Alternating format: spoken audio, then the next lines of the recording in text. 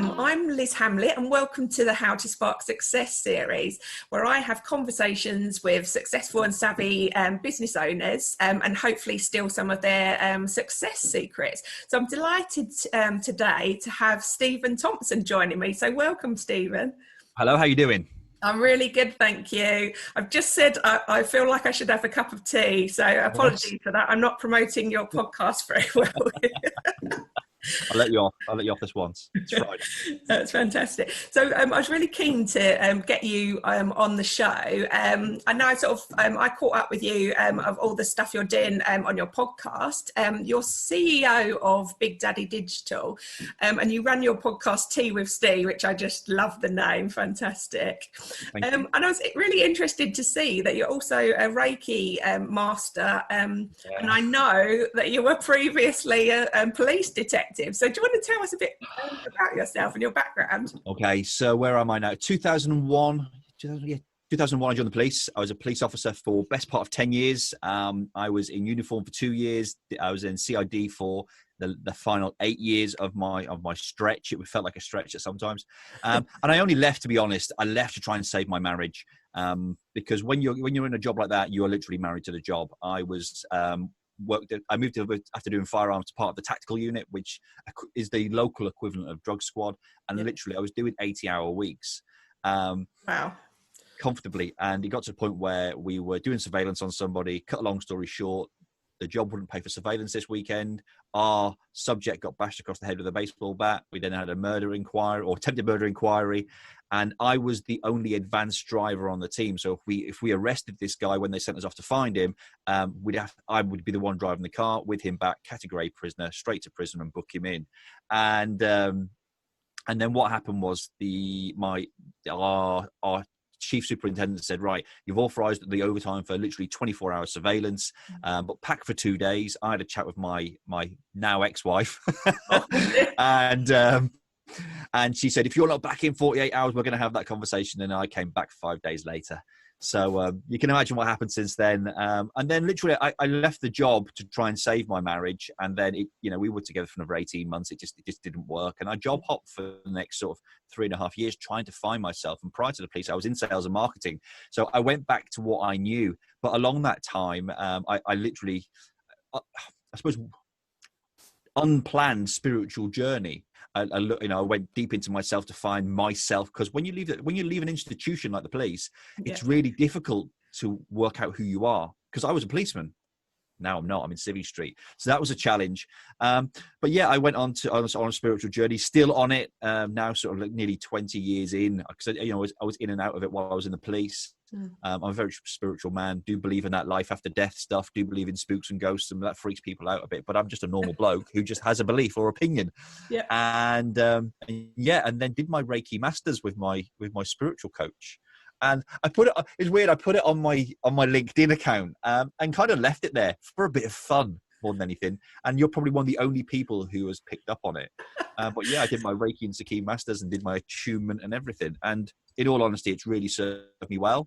Yeah, and I've had Reiki, and it's the weirdest like thing ever. You just don't think, oh, it's just not touching, therapy, and it's so moving. So yeah, I can definitely attest to the power of that. Yeah, so I mean, I've always, my big thing over the last sort of 6 years has been, I want to incorporate spirituality in business. I really think, I really feel that there is a key there to be unlocked, or locked to be unlocked, whatever the phrase is. But there's so many people now that I'm talking to about it, or actually do bring their spirituality into their business, but aren't public with it. I want to go public with it, and I want to test people and have conversations with people. So that's where, although my podcast Tea with Steve doesn't really say spirituality, every conversation I'm having with everybody who's come on it at some point has touched on a level of spirituality in their life. And it's quite surprising. I mean, Sammy Blindell, who we spoke about before we started this, she deep dives into spirituality. I think episode 8 is my spiritual coach, Bronya West, and we talk about self-awareness. And that's had the highest download rate of all of my podcasts. Wow. Yeah, and and that's what I really liked about part of your podcast, but also the work you're doing with Big Daddy Digital about the heart brand. So do you want to tell us a bit about sort of your role in Big Daddy Digital and that? So, I mean, I launched Big Daddy. We're in our 8th year now, and it was literally we were back then a social media agency. So, a typical social media agency.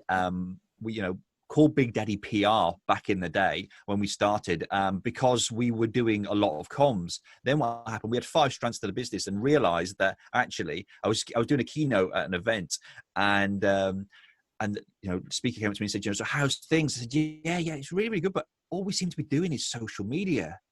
And she just leant forward and went, but Steven, you're the social media guy. And I went, oh yeah, because we had sales, we had traditional marketing, we had email, we had PR and comms, we did events, we did training, and there was also a well-being aspect that sort of slithered through the business. So we stripped everything back and just went social media and niched and focused, and that's when the business really took off.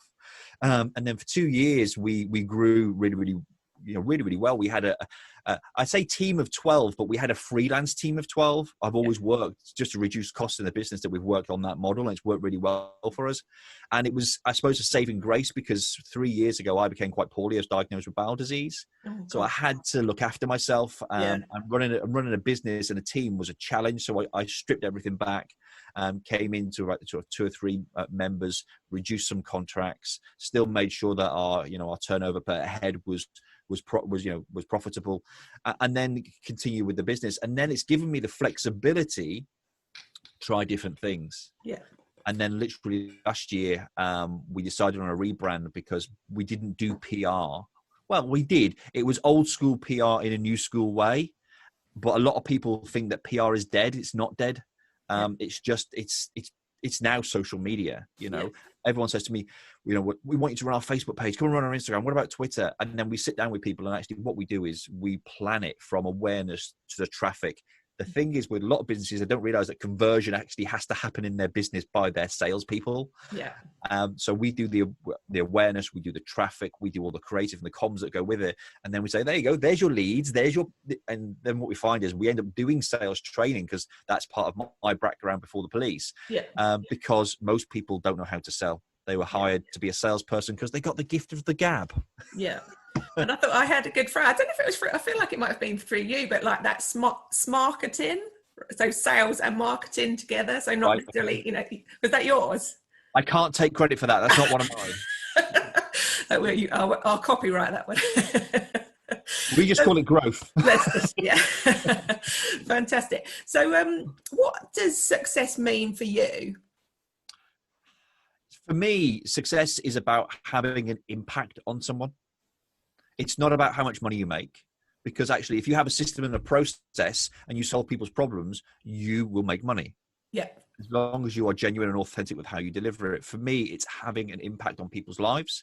It's those people then taking the impact you've had on them and taking that forward into whatever they do. So it's part of, that's when last year when we were going through the rebrand of what Big Daddy is, and the fact that it is literally 99% of our work is digital. It's like, how can we then look at our ethos, and how can we then put that out and make that more prevalent in our messaging?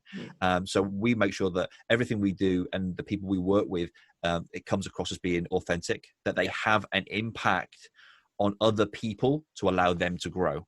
So literally last year, we decided that we were only going to work with purpose-led businesses. So if the business doesn't have a purpose, then we help them identify their purpose. So that's a big part of our restructure, our rebrand is digital identity. And then we deliver that through their messaging, because if they haven't got a purpose, they're literally exchanging product or service for money. And it's really hollow. It's really shallow.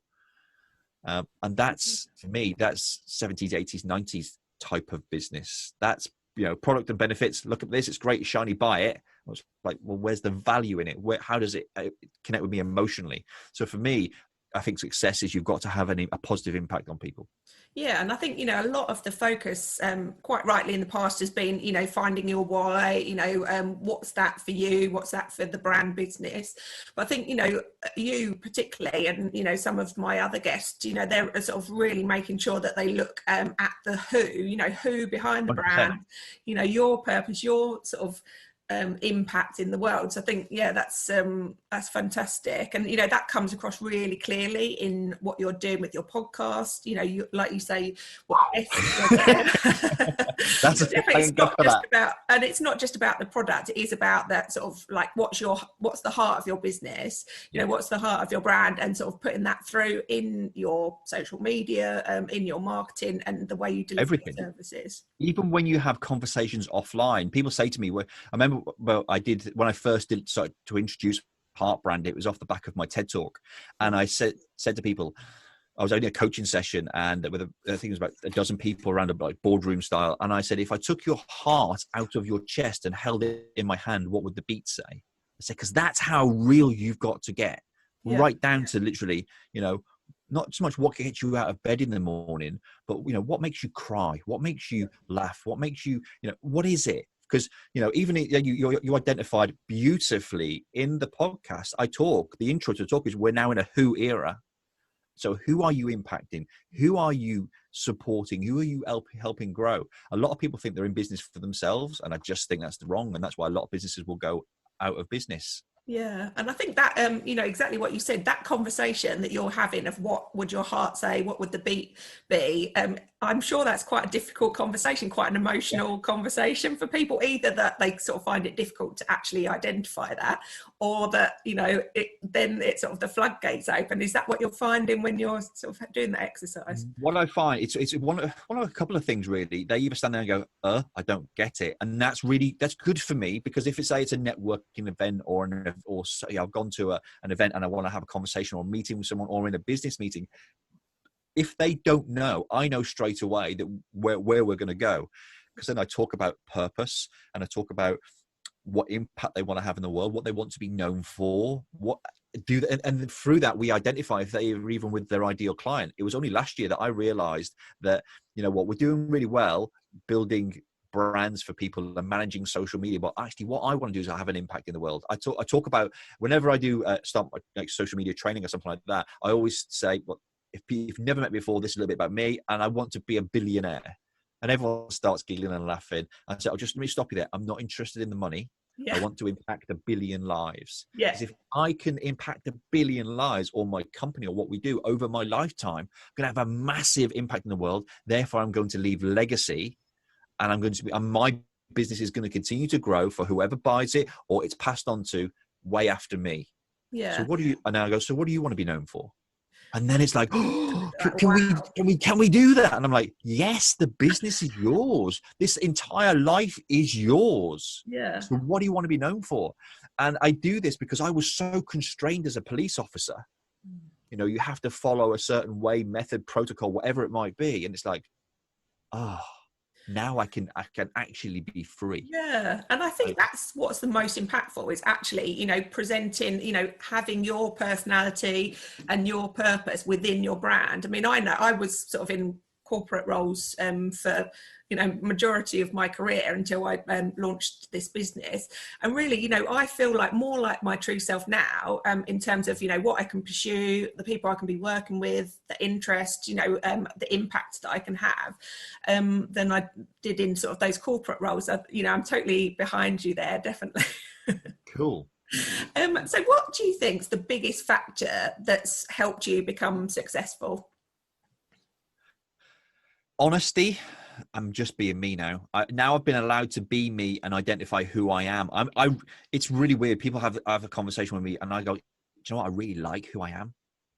And when I was a police officer, I wasn't that. I wasn't me. I didn't know who I was. I'm really comfortable with who I am. So therefore, I'm really comfortable with being who I am on camera. I am exactly now, as you speak to me, as if you met me in the pub, or if you saw me online, you know, you watched any of my Facebook, I'm exactly the same. So if I cock it all up online, I keep it in, because actually it's me, and people then buy into that. They know that I'm being real. Yes, sometimes we will edit some stuff, but for me, I prefer live video. So it's being completely authentic, and also, you know, being honest. You know, my life has not been, you know, all pearly gates and, you know, roses and this, that, and the other. I've had challenges across my life, but then I embrace them and I tell them stories through them, and I'm very humble with it.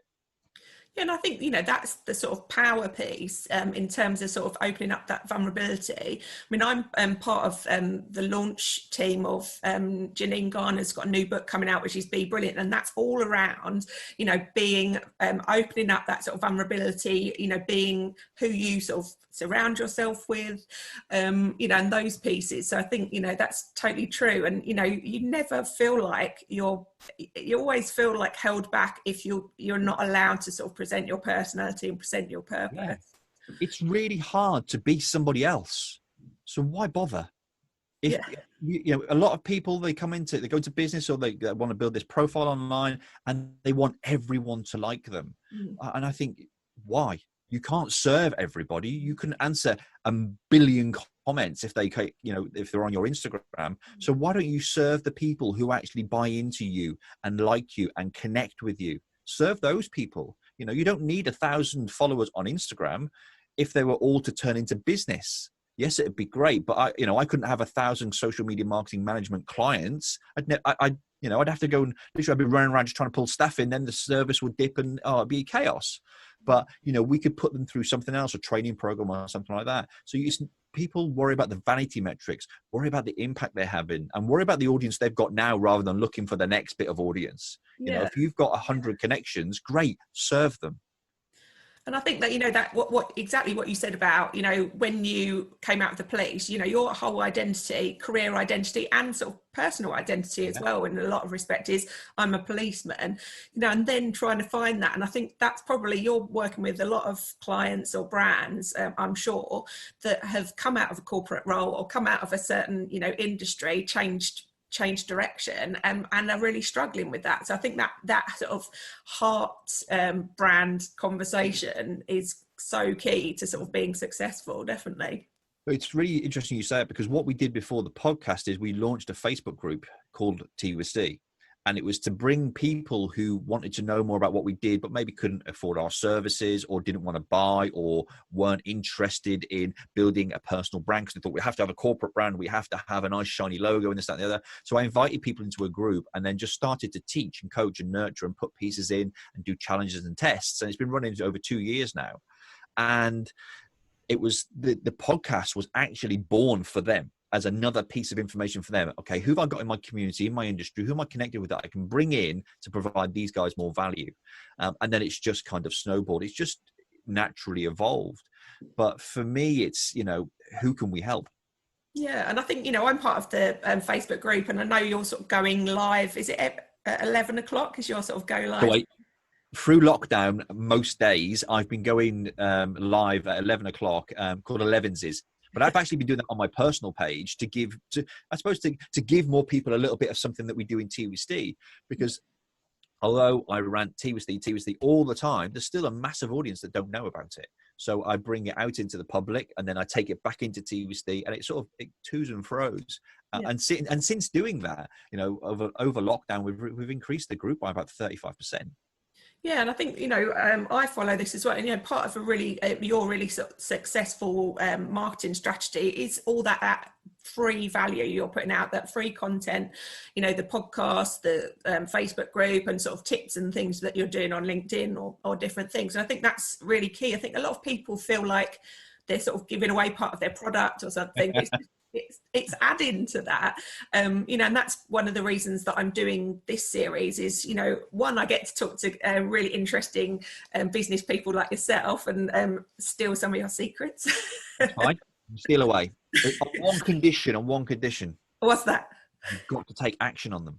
Oh, I will, definitely. It's like every meeting I'm going to, I'm like, action, right? The next action's fantastic. Yeah, I think if, you know, have conversation with someone, I think if you can just take one actionable point from a meeting, a conversation, a podcast, and implement it, you'll start to see growth in your business over, you know, weeks, months, and years. Yeah, and you know, the benefit of this free content is you've sort of been along that journey. You've seen what works, what hasn't, you know how to sort of tease those conversations and sort of answers out of your client. So yeah, it's fantastic. So sort of in your career, in your lifetime, what's been the best piece of advice that you've received about sparking success? I'm going to go internal because I do a lot of internal work. And the key thing for me is that when you're building a personal brand, that everybody I've come into has always benchmarked or judged themselves against other people and other people's opinions. And other people's opinions do not matter because that's their opinion. And actually, it's none of your business. So I think, yes, to start off with, you see what's going on, you see where you can benchmark, you see where things are going. But me, I've always been very much, it's going to go a little bit spooky, a little bit woo-woo now. Sit in your own power, literally. Cup of, dim the lights, cup of tea, sit there and just take time with yourself, half an hour. I recommend everybody does this, and I'm not just going to say start meditating because, might be a bit too woo-woo for people, but, just sit there and just let life wash over you and ask yourself the question, am I being true to myself? Tea might not be your thing. Tea is mine. It might be coffee for someone. It might be water. It might be a smoothie for someone. But just sit there with a drink, because a drink is like a distraction away from what you're thinking. It's like a prop. So you'll see on all of my lives, when I go live with a cup of tea, because if I just need that moment, I will pick it up, I will have a sip, and I'll pause. And that's the key for people. They need to pause. Lockdown has been amazing for me. I've been able to slow down. Although we're running at 100 miles an hour, I've not had to, travel an hour to have a 7-minute meeting, which lasts an hour, and the business is done at the end, or the piece is done at the end. We're all doing small talk. Let's get to the point and do value, and we can do it on here. You told me we'd be on here for 20, 30 minutes, and I was like, is that all? Because my podcast go on for hours, but I get that you're getting straight to the point. You want the value, and I'm on board with that, and I really respect that, because I'm the podcast for me is excellent. This is me time. I'm going to learn as much as I can about you. I'm going to make sure I've got value for those guys, and I've got a brew, and you're not going anywhere until it's at least gone cold. Yeah, mine always go cold as well. Yeah. So just, for your audience, just to say, just take time. For me, I don't work on a Fridays officially. So Fridays, I've got 2 things in today. You're one, and I've got a meeting with a good friend and client this afternoon. But today will be me time, so I will take some time out. I will go through my notes. I'll see what's happened this week. I'll, what's been good, what's been bad, and reflect on stuff, and take that time to audit yourself. Yeah. And that's a key point for me. I think that's so, so powerful, because I found in lockdown, it's been so busy. I think, we've taken out that commute, but actually that sort of extended the sort of time for action. Yep. And, having that reflection piece, really important. I mean, I do yoga in the morning, and, I've been trying to do just short meditations, but I think it's really important just to sort of not be always thinking and planning. I mean, I know from even just talking to you and sort of following your podcast, I know that you're someone with lots of ideas and sort of thoughts. Too much. My head is it's like a nuclear bomb sometimes, and I have to stop. I'm very grateful. Nat, who works with me, she checks in on me daily to make sure that I'm not doing too much and to keep me accountable on the things that I do, because I'm like Post-it note king. I mean, they're literally everywhere. I should be like a female blogger, because they have Post-it notes everywhere, don't they? So I'm being stereotypical now. I get told off for that. Oh dear. But no, I think that sort of time to just slow down. I mean, I'm like you. I've always got loads of ideas. I often I'm thinking about something and I just start talking to my husband, and he's like, "What does that refer to? What?" I've just totally changed the subject. Yep. And sort of that time to slow down is really important, particularly if you're more of a sort of action and sort of energetic personality type. I think that's really key. So I think, that spiritual side's really important. So what's next for you in the next few weeks? So it's funny you should say it, because we talked about Big Daddy PR and Big Daddy Digital. We did the rebranding last year, and it's been sort of a process. But if you still go to our website, it's bigdaddypr.co.uk. And I made the decision yesterday, get that down, put the holding page up, and everyone's like, "Oh my!" Your listeners are going to what? Holding page? Oh my God, holding page! Put Big Daddy Digital up, but with a new video from me saying what is coming, because we've got some really great things coming. We're not just going to focus on social media management, because yes, that's what people want, but actually we want to educate them on what they actually need. Because when we go into a business, they'll say, "Oh, run our Facebook. We want this amount of business, we want these amount of leads, and this, that, and the other." Well, actually, there's so much to do before you get there, because you have no brand identity. That's a key one for us. You're now going to social media actually as a new business on social media. So even if you're a local window company, okay, if you've not done social before other than buy my plastic, no one cares. So we have to go through the awareness to the end, and the whole awareness piece. And when people say, "Oh, well, how long is that going to take?" That is the most important piece. If you don't get this right, you'll never make a sale. You might sell to your mum or your auntie or your brother or your sister, but you're never going to make a sale to a stranger, because you need to show these people who you are, what you stand for. So for us, we do one of the key pieces. We're doing a brand identity process. We're still going to do traditional social media management, because that we can do in our sleep and we're really good at and we enjoy, but we like to get very, very creative with that. So what we do is, I do what sort of I've done for the last 8 years really, but people haven't known, is that we build the personal brand of the key people in the business and leverage that against the business, because people will buy from people. People buy into people that they know, like, and trust. So that's the way I've built Big Daddy over the last 8 years. Everyone thinks that Big Daddy's me. No, it's not. It was a name that literally fell out of the sky, fell into the backseat of my car. I drove around the city of Norwich for 2 hours trying to work out what it was. And then when I drove home, literally up the road from where I am now, it was like, okay, so what Big Daddy is the values and ethos of how my dad brought me up and what I'm bringing into business. And what we do is we put our arm around people, we take the pain away. No, I love that. That's great. Yeah, I just love the Big Daddy. It sticks in your mind as well. Everyone thinks I'm a 1980s wrestler. I am old enough to remember that. Oh, fantastic. So have you got any final words for those watching us today? Make tons and tons and tons of mistakes in business, because they are your milestone stories. They are your learning curves. They are how people will resonate with you. And tell the story. Do not be afraid to be completely and unapologetically you, because that is what people will buy into. You don't need to have 1 billion customers. You might want to impact 1 billion lives like myself. If you do, come and join us and be part of what the Heart brand is. We're now launching a new academy, but be completely unapologetically you. Have an impact on the people who you serve and help them grow. It's not about you growing, because when you help others grow, that comes back tenfold anyway, and you feel really good about yourself. And when you start to do things like that, when you feel good about yourself, how do I word it? It projects away from you and attracts people into you. And that's a very holistic way of pull marketing. Pull people to you. Don't push your stuff on them, because you'll just annoy them. Well, I think that's fantastic final bit of advice. So it's been an absolute delight to have you on today and learn. You're welcome. I've enjoyed it. And next time we have a catch up, I'm going to make sure I have my cup of tea. Absolutely. Cold cup of tea. But I'd really love to catch up with you post the sort of relaunch with the website, and also to hear how you're getting on with your billionaire impacting 1 billion lives as well. So I'd love to have you back again at some point. Yeah, you're welcome. It's lovely. So thanks so much and have a fantastic Friday.